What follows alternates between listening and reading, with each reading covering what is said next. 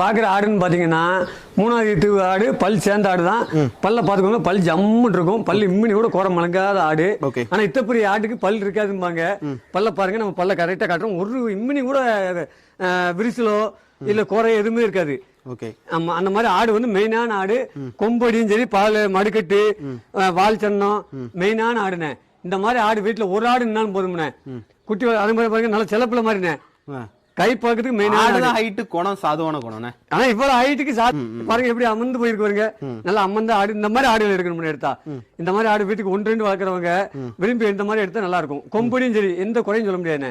ஆட்டுல எந்த ஒரு சதவீதம் குறை கூட சொல்ல முடியாது. எந்த குறையும் சொல்ல முடியாதுண்ணே. இப்போ வந்து 2.5 மாசம் ஜனம் தான் இருக்கும்னே. எனக்கு 2 ஈத்து சோம்பிட்டு இப்ப 4வது ஈத்து கணக்கு 4வது ஈத்து கணக்கு தான். இப்பதான் ஜனம் 2.5 மாசம் ஜனம் தான். ஆமா, இந்த மாதிரி ஆடுகள் கேட்டாலும் நம்ம வாங்கி கொடுக்கலாம்ண்ணே. எந்த குறை வராதுண்ணே. காலை ஊக்கம் ஆடு, நல்லா அம்மந்த ஆடு, அது வாடுக நிக்கும்ண்ணே. ஆள் பின்னாடியே வரும்ண்ணே. காட்டு மேய்ச்சல் தான் போகுது. எந்த களைச்சலும் கிடையாது, ஒண்ணும் கிடையாது. மற்ற ஆடுகள் தொட முடியாது. இங்க வருங்க, அது வாடு நம்ம பிடிச்சி கொஞ்சம் தான் சரி, அது வாடு நிக்கும். சாதுவா இருக்கும். சாதுவான ஆடு அமைதியா இருக்கும்.